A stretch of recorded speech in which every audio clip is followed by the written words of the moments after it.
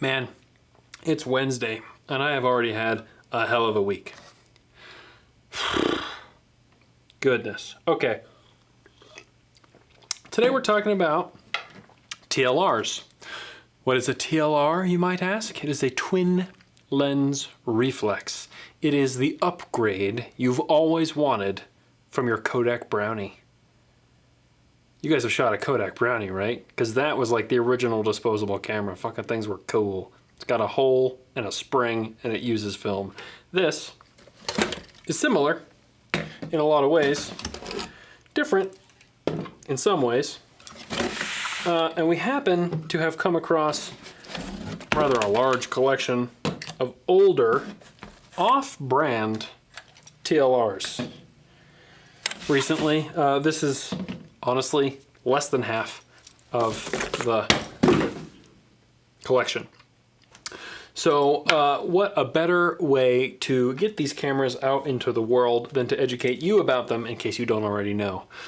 What's the thing to learn about a TLR? Well, they're pretty bare bones. You know, there's not a lot going on. You get like a few shutter speeds on these older off-brand ones.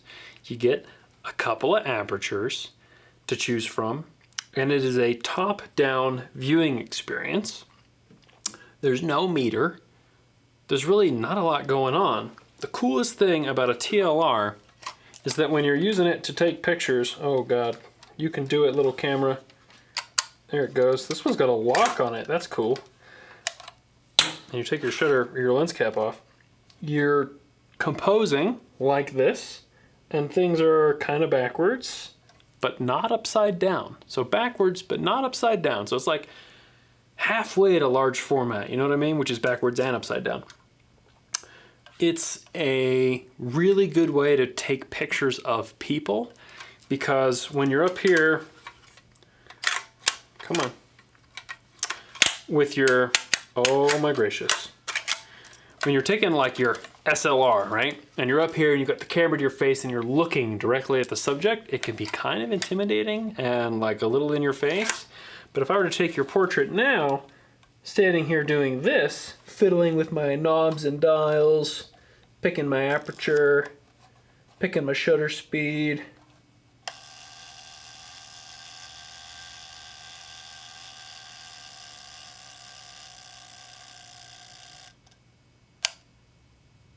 it's way less intimidating. It's way less in your face.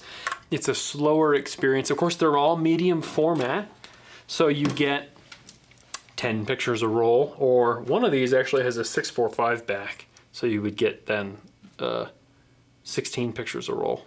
Sorry, these will get 12. Jeez, Pete. 12 pictures a roll, except for the one with the 645 back, which is 16. So you gotta slow down. You gotta take your time. We did a whole video about the benefits of shooting medium format. Check that out.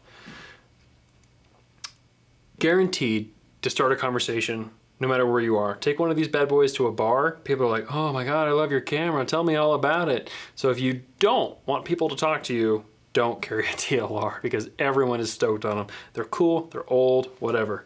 TLR, just quick basics. You're gonna focus by actually moving both lenses on the lens board in and out of the camera body. You're looking through the top lens through this viewfinder, and you're shooting through a completely different lens through the bottom lens, which is kind of cool. As long as you're not photographing anything really too close to the camera. As long as you're not photographing anything too close to the camera, you should be fine. They came in 1,000 different off brands that I suspect were mostly just ripped off from one really good design. They're really fun. That you can get crazy viewfinders for them with that extra mirror so that you can actually do one of these, you know, and make your pictures like this, wherever the shutter release is on this camera.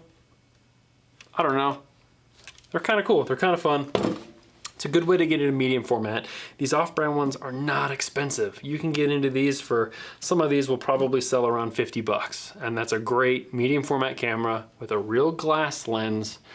The viewfinders aren't as bright as they could be, and the lenses aren't f2.8, and you only get a 200th of a second on a lot of the shutters.